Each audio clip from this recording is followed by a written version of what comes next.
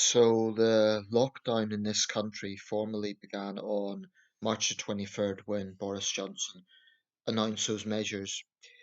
I'm using lockdown as a sort of universal term. It seems to be the most widely used term.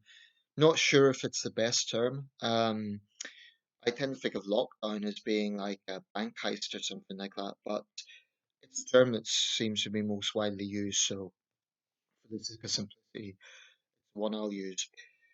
Um, the idea that this is going to be the new normal is quite quite a daunting thing actually for the country.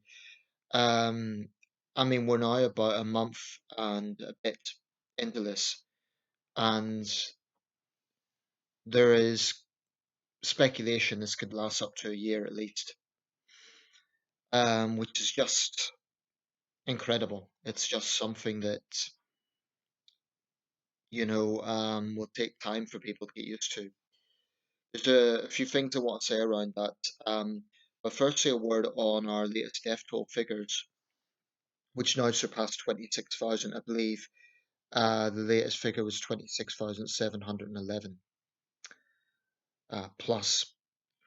Now, a lot of people are pointing out this now places the United Kingdom as third in the world after the United States and Italy. But something needs to be understood with this. This sudden rise in the death toll is because care home deaths have now been included, whereas they were not included before. So we didn't suddenly have 4,000 deaths in a single day, up from 22,000 to 26,000. It's just because they hadn't previously been counted and now they are included. So if anything, it's good that we are having a more comprehensive counting measure. It's important because it gives us an indication of that famous curve. It gives us an indication of the sort of pressures that are on the health service. So it is important to have the data. It's still a very sobering figure, 26,000 people. Whatever the toll from seasonal flu is, what we are seeing from COVID-19 is young people dying, healthy young people in some cases. So we can't treat this just like the flu. I was very critical of those pro-Trump people who were going out in American states in the Midwest and deliberately defying the lockdown measures in place. I know some American states have now lifted the measures. That's provoking some controversy in of itself because there's no borders between states except on maps. So, Texans could freely go into Louisiana and potentially spread it. Um, so I was very critical of the gridlock protests, and I remain very critical. I don't want to say anything that I've said. I think a lot of them are fueled by conspiracy theories, by selfishness, and by sheer stupidity, quite frankly. When, they're saying things like it's all fake or there is no virus. They're not all saying that, but some of them very clearly have been. Um, However, and this is a big however, it is it is true that we cannot be in this situation forever. This cannot be the new normal in a long-term sense. I understand where Dominic Raab's concerns are, although Boris Johnson, I believe, is resuming duties now. But I understand what the concerns are. That is, if we suddenly ease the restrictions too quickly and there's a second wave, bearing in mind that most deaths from the 1918 influenza actually came from the second wave. The initial wave, as I understand it, was kind of unnoticed, and people gathered for the Armistice Day celebrations. The pandemic was going on at that time, and then the really, really high death toll happened at the second half of 1918 and early 1919, but didn't really phase out until late 1920. So, if we consider that the exact dates are uncertain, but let's say we do a longer figure of 3 years for the 1918 influenza. This has been going on now for, I believe the World Health Organization declared it a pandemic in February or early March. So really just 2 months. Seems like a lot longer. That's all it is. So The worldwide toll at the moment is well over 200,000. Probably the true figure is a lot higher. 3 million, close to 3 million confirmed cases. Um, I think it's going to be a lot higher than that. The way I see it is it may ease off in developed nations and then really get severe in developing countries. But I think that there is a consensus in the public to keep the lockdown in place because of the death rates. They're not going down. There was one day we had like 300 deaths, and that was a big decrease. But then the next day it just went up to 600 again. So there is a sort of stubborn consistency with this of not really going down. Um, Obviously, a sudden lifting of the restrictions would be reckless in the extreme.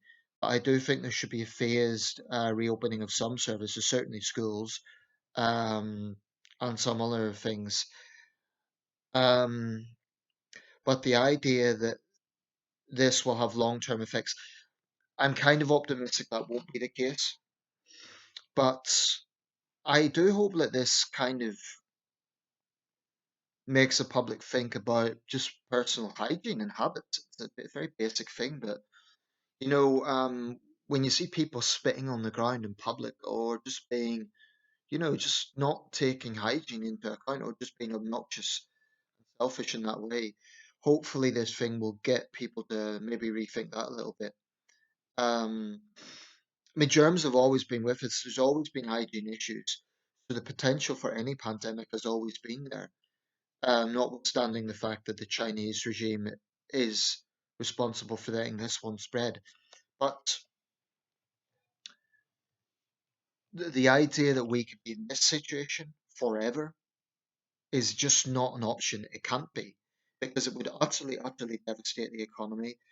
And as someone pointed out to me when I was justifying the lockdown measures, and I still do, it is also a valid concern that there are real problems from economic depression. It's not just the job losses, it could actually lead to severe mental health problems. A higher suicide rate from people who've lost their jobs, who maybe don't have a livelihood.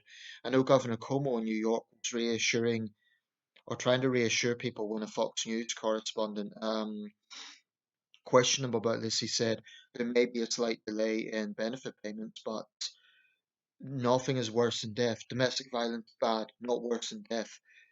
Job loss, bad, not worse than death. This is the way he put it.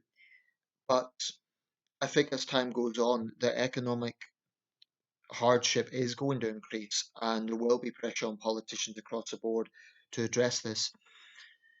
As it stands, I have no complaints about what the government's doing right now. The current welfare system in Britain, actually, because so many people have signed on, including myself, I signed on recently. Usually, there would be an obligation to do an online job search.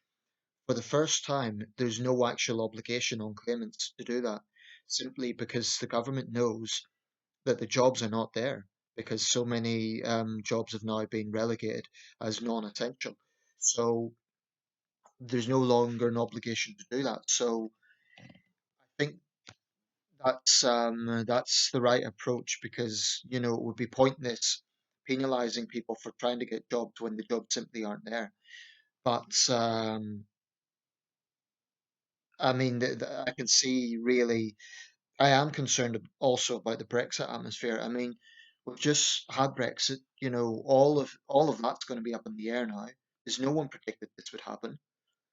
So I don't know what implications all of this can have on this country with the Brexit factor on top of it. Maybe it will have none. Maybe it will be totally irrelevant. Brexiteers would, of course, love to say that. I don't know. Time will tell. Um, but I do think that for the sake of public mental health, we cannot live as a zombie nation. We cannot live. I mean, certain mechanisms could probably stay in place, like the plastic barriers in shops. I could see that staying in place. Indeed, many shops already had it before there were restrictions. But the social distancing, that is not plausible in the long term. It just isn't because it defies um, every natural instinct of our society. Not just the fact that Britain is an urban society, but we are a free society. We're not a police state. So the government knows this, everyone knows this. I think that the restrictions, unfortunately, will be necessary until a vaccine's developed, and until probably there will be a second wave, and it would be reckless to take this off at this time. But this is just cannot be a long term option. It can't, because the impact that will have on people's mental health, not being able to see their families, not being able to see friends, not being able to go to the cinema, the restaurant. These are all things that I was almost tempted to say took for granted before. Maybe we did. I mean, no one in this country would have conceived that in the year 2020 we would be living with more rigid restrictions than the Second World War. I personally find it depressing that going out on the rare occasion I go out to get food. It's not a good atmosphere. It's just like a ghost town, and I know it has to be. But so I do think that Keir Starmer and Labour has called for an exit strategy, a responsible exit strategy, and I think that's fair enough. Um, no one wants to be in this situation forever, and I don't think we will be. I think it will gradually ease off, but some things may change permanently. Maybe wearing face masks, some people who maybe are more anxious may do that permanently, like people in Asian countries do. Um, Barriers in shops may be more permanent, maybe shopkeepers wearing gloves may be more permanent. But one thing that really, really can't be long term is the social distancing thing. As I think if we do that, there was that, whenever we had terrorist attacks, to us is don't change the way of life for the terrorists. Well, this isn't the same thing because a virus obviously works in different ways than bombs, but in a way, the same principle should apply, in a sense. Because what's the point of living if we're going to live as in that way, long term? Someone commented on my video when I was criticizing the gridlock protests, and she said, "Oh, well, you just live in your house in fear." That's not what people are doing, and I still maintain those protesters are selfish and they're incredibly foolish. Um, but at the same time, I also believe that this shouldn't be a long term situation. Let me know your thoughts.